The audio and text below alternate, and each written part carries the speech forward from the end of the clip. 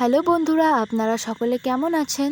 আজ আপনাদের জন্য এমন এক দুর্দান্ত মালাই চায়ের রেসিপি এনেছি, যা সকালে পরিবার কিংবা বিকালে বন্ধুদের সঙ্গে আড্ডার মজা আরও দ্বিগুণ বাড়িয়ে দেয়। চলুন রেসিপিটি দেখে নেওয়া যাক। এর জন্য প্রথমেই আমি 3 কাপ দুধকে ভালো করে ফুটিয়ে নিয়ে ওপরে সর জমতে দিয়েছিলাম।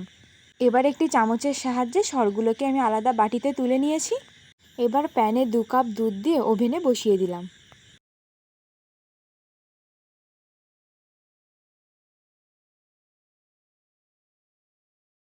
দুধটা ভালো করে ফুটে এলেই এখানে 2 চা চামচ চিনি দিয়ে দেব।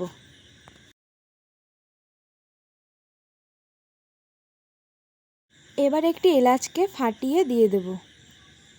এরপর দুধটা ফুটে এলে এখানে 2.5 চা চামচ চা পাতা দিয়ে দেব।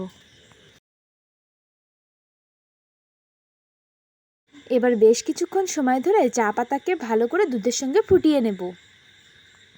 এবার চায়ের কালারটা সুন্দর চলে এলে চাটাকে নামিয়ে নিতে হবে। লক্ষ্য রাখবেন চাটা যেন তেতো না হয়ে যায়।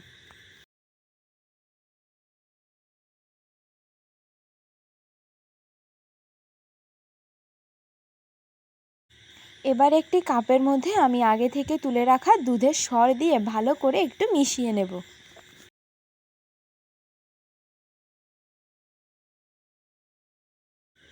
এবার কাপের মধ্যে চা ঢেলে নেব।